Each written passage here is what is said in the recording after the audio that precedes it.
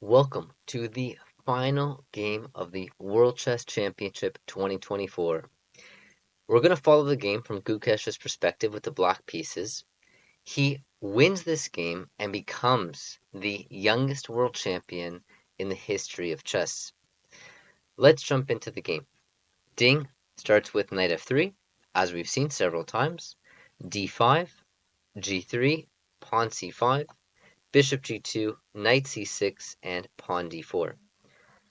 White's setup is very consistent with Ding's idea of develop very slowly, get some strategic position, maybe some edge, and get the king castled. With d4, which I like this idea, it's challenging Black's strong center immediately. We have the move pawn to e6, castles, pawn takes on d4, knight takes on d4, and knight to e7. Knight e7 is a little bit of an unusual move to see. It blocks the bishop, and typically the knight goes to f6.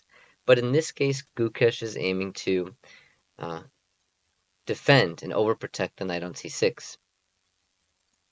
What can we say about this position out of the opening? Black has a very big center, and White's main aim is to challenge this center with the move pawn c4, potentially e4 if necessary. We have c4 by Ding, knight takes, queen takes, and Gukesh plays knight c6. The benefit of that knight coming to e7 is now you can win one tempo against the queen. We have queen to d1, Ding taking about 20 minutes to reach this position, Gukesh only 3 minutes.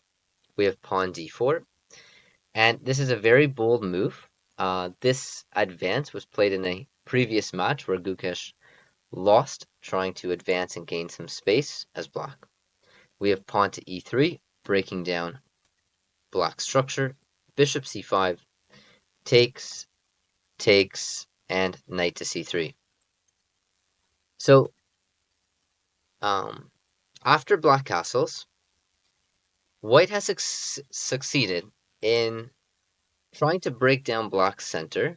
White has more central controls on the light squares. However, the d5 square can never be used by White with this pawn on e6, unless you play the move pawn to e5 by Black. Black is also very much wanting to play the move e5 in order to activate the light squared bishop. Ding plays knight to b5. We have bishop to b6.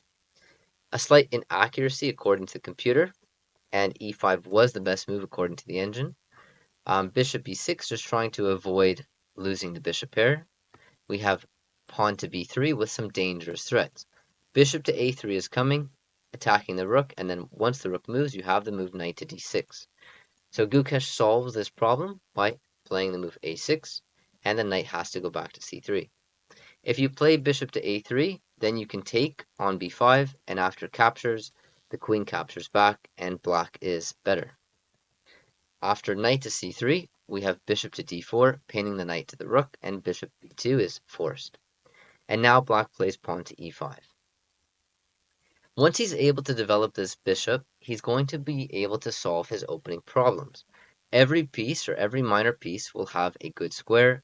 In addition to that, with Black having perfect control over the d4 square, Black has completely equalized in the position. We have queen to d2 and bishop to e6. So let's discuss the plans for both sides. As Black has the advantage, this bishop is stronger, the knight can come to this outpost, and arguably these bishops are quite equal. Maybe the bishop on g2 slightly better, but Black has basically equalized the position and has an advantage, actually. So from White's perspective, White is trying to neutralize Black's dominating bishop on d4 and should look for some piece trades. Black also has a kingside pawn majority. We have 4 versus 3 on the kingside, so it's possible to play moves like queen d7, f5, maybe e4, maybe f4, trying to get an attack against the king or create some weakness. We have knight to d5. White playing consistently, trying to get some trades in the position. And here we have pawn to b5. This move pawn b5 tactically undermines the knight on d5 and creates a potential weakness on the c4 square. we have captures, surprisingly, and captures back. If you take on d5, there comes pawn takes on c6, and after bishop takes on g2, king takes, queen gives a check, king goes back, and if we take the pawn on c6, then white can liquidate the position, and after takes, white has 2 versus 1 on the queen side, is up a pawn and has the advantage. So important detail here is that after pawn takes, Gukesh has to find the best move, and he does, and he just simply takes back. The knight on d5 is hanging. We have knight to f4, opening up the bishop to attack the knight on c6. We have pawn takes on f4, bishop takes on c6, bishop takes on b2, queen takes on b2, and rook to b8. Black defends the pawn on b5, and white could win the pawn on f4, but plays the move rook to d1, attacking the queen, allowing the queen to win its against the bishop. Something should be noted that after pawn takes, even though you win material for white, it is very temporary. The white king is seriously weakened, and the white pawn on f4 is very easy to capture after black plays queen to h4, followed by maybe rook b6, bishop h3, and rook g6, with a huge attack, actually, against the white king. So pawn takes on f4, not really considered by Ding at all. He plays rook d1, and after queen b6, bishop to f3, the game looks like it's petering out to a draw. We have takes, and although you have some imbalance in the position with black having 1 pawn on the queen side versus white's 2 pawns, this should be a draw from most grandmaster games, unless you make an error and give the opportunity to the opponent to get some initial edge. But it's very unlikely that at the World Championship level, we're going to see anything but a draw in this position. There's been a large transformation, a lot of pieces got traded, and if white is even able to give away both of these pawns to trade off this pawn on b5, the game should very much end in a draw. We have pawn to b4, trying to fix white's pawns on the queen side, pawn to a4. This move, a4, highly criticized by Hikaru. White still has the opportunity to do something against this b4 pawn, activate the rook. The bishop controls the a8 square, so rook a8 is never a question. And after a4, Ding is basically saying, I'll give away both of my pawns to trade off this pawn, and then we'll just have a 3 versus 2 endgame where it should just simply be a draw. We have captures, pawn g6, queen d4, queen b5, pawn b4, just giving away the pawn and saying it's just going to be a drawn endgame. Takes, and we have a favorable endgame for black. White is a pawn down, and white has some significant drawing chances. This should be a draw position. Like, white should really not have too many difficulties drawing this position. Let's discuss the key components of this endgame regardless. Both sides have 2 rooks on the board. And both sides have the same colored bishop.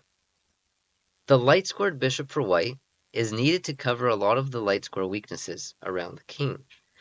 The outside passed pawn that black does have will be on the same color square as the light-squared bishop, meaning that you'll potentially be able to use this bishop to help promote the pawn if the king tries to stop the pawn in the corner. Black's bishop is also very well posted to cover f7, meaning that if rook a7 and rook c7 happens, black should have no problem defending the f7 square. So there isn't so much for black to worry about, and black should aim to put pressure on f2 and continue to advance the pawns. After rook to a8, Ding going for more trades. I think this is a correct choice here. You want to trade off a pair of rooks and lessen black's activity. After takes, Gukesh plays an amazing move here, g5, and a very important move, and creates one feature in the endgame which could allow black to win. Even though he's only up 1 pawn, and this still is a theoretical draw, I would just like to share with you this idea of what's called domination in the endgame. So I'll share with you a position reached by 2 other masters, Edward Endreve versus Edouard Rosenthal, and we have the same scenario where we have 2 pawns for white on the king side, and black managed to push this pawn all the way up to g4. So this position is far from a draw. And the reason it's far from a draw is that black is able to dominate the white pieces in such a way that it creates a mating net around the white king, and there's nothing he can do about it.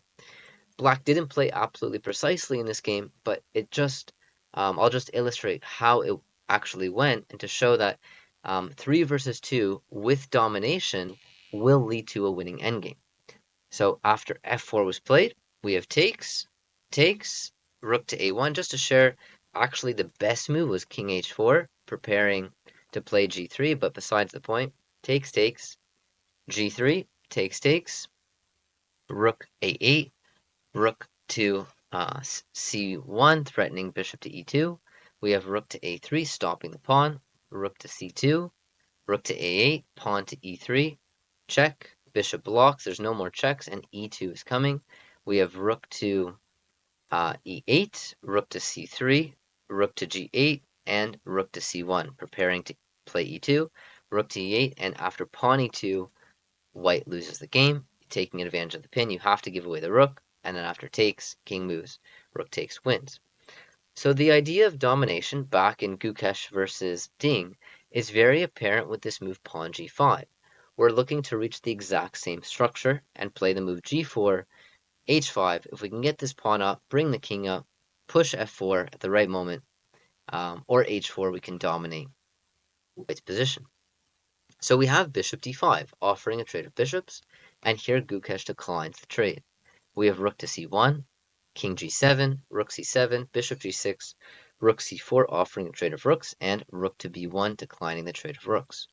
King g2, rook to e1, rook b4, h5, rook e5, king h6, king g1, rook e6, rook c4, and pawn g4.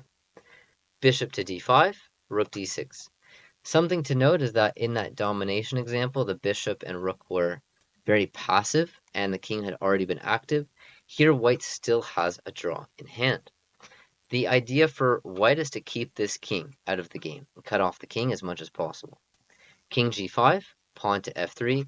Now white does a great job in trying to get some more pawn trades, potentially as well ensuring that this pawn on g4 doesn't enable black to maybe play h4 or f4 if we get this trade on g4 where white's king won't be stuck on the back row.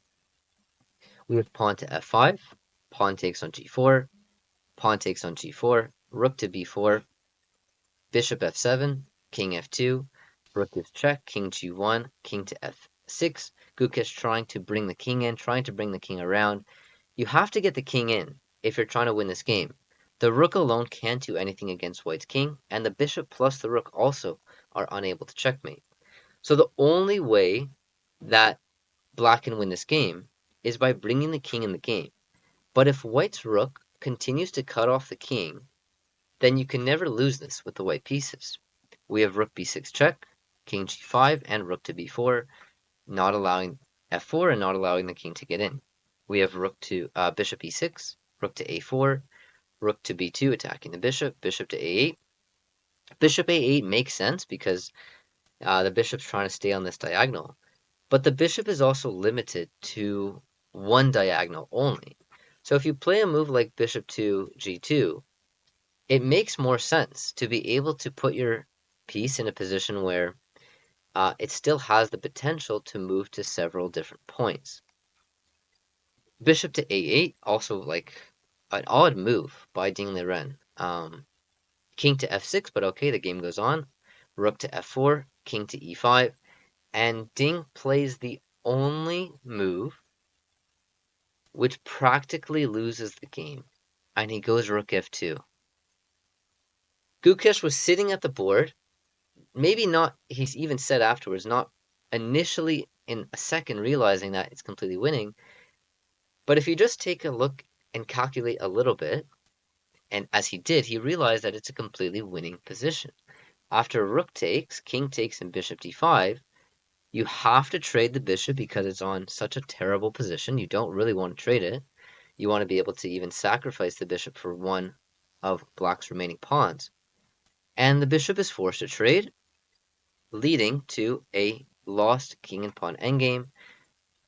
You have to move the king, at which point black can play f4 and win the game. If the king goes back, then you can just bring your king in and potentially even win this pawn for free and win the game. Very, very basic stuff. So if we go back to this moment, how do you possibly play rook f2 from Ding's perspective? Like, in order to play rook f2, you have to calculate for certainty a very forced line, which is rook takes, king takes. What can black do in the position? You can only try trading off the bishops, because if the bishop stays on the board, the bishop can sacrifice for a pawn. So bishop d5 comes, you have to take, and is it or is it not a lost king and pawn endgame? It is very surprising, and if I had a student that was around maybe 1700 or 1800 and played the move rook f2, I would ask them, what were they planning in the position, and what exactly did they calculate? We saw in a previous game where, I'll just go to game 11, I believe, where Gukesh had pressure on black's position in this case, and Liren played a losing move that lost because he didn't really check what would happen after his move was played. So in this position, queen c8 was played, which is a terrible blunder and something I wouldn't consider a generally strong player to make, let alone a player of Ding's caliber. And after takes, the game is over. And we see something very similar in this game. So Ding is simply not checking to see if his move leads to a forced variation that will simply lose him in the game. And that's what you have to do on every single move, is before you make your move, check to see if there's any potential flaws with your move. Does your move lead to a forced variation that wins for your opponent? It is extremely surprising. It is a very poor move, but it's also a sign that something is really wrong with Ding's mindset. We've seen again and again, he's playing positions where he's the one aiming for draw. He's the one with the white pieces trying to just trade off pieces. And it seems like he can only win positions when he has like a clear, superior strategic edge in the position. It also seems like Gukesh can only win um, when the position is so outright winning that he doesn't need to calculate some concrete line and find like the only precise way to win. He wasn't able to convert many winning um, positions. It is just odd to see Ding collapse like this, but it is consistent with the way he's been playing. He did collapse in that previous game, making a one-move blunder and losing the game, and he did it here. But the price of this move is so high. With just one move, Ding loses the World Championship title, and after Gukesh captures, plays bishop d5, takes, and after king to e3, king to e5, Ding resigned the game. After the game, they both shook hands. Ding got it from the board and left. Gukesh sat at the board, taking a few moments to take in what has just happened. He was emotional for, I think, the first time in this whole tournament. He cried a little bit, just got very emotional, which is understandable. And we have a new world champion. I think this is great for the game. It's great for India. It's great for young players as well, looking to improve their game and have a champion that has a lot of resiliency, a lot of calmness, a lot of respect for the opponent. He praised Ding and his ability. He said it couldn't, he wouldn't have, I forget exact the words, but he wouldn't um, have the same world championship match if it wasn't for Ding also putting up such a tough resistance. And we have a new world champion. Um, what more to be said? I think I was really hoping that this would go to tie breaks. I thought Ding could hold on, but we saw a complete collapse. And also, Ding was smiling a little bit afterwards in the interview. He said he blundered, and it felt like he felt a sense of relief. He no longer has to hold the title of world champion. Maybe it was too heavy on him and mentally took a toll on him. And it also goes to show how big of mental sport chess is in terms of mental resiliency and emotional resiliency. And we saw one player, Gukesh, with fantastic emotional resilience throughout the entire tournament, and then another player who collapsed in on himself a little bit. And we can all feel sorry for Ding, but we can also learn from it, which is how important it is to take care of our mental health and to um, be able to stay strong mentally in a lot of different cases and positions and in our lives in other ways as well. All right, with that being said, I hope you guys enjoyed today's video and this entire series. It was a pleasure to be able to commentate and provide the analysis for you guys, and I hope you continue to play and enjoy the game, and I'll see you in a future video. Bye for now.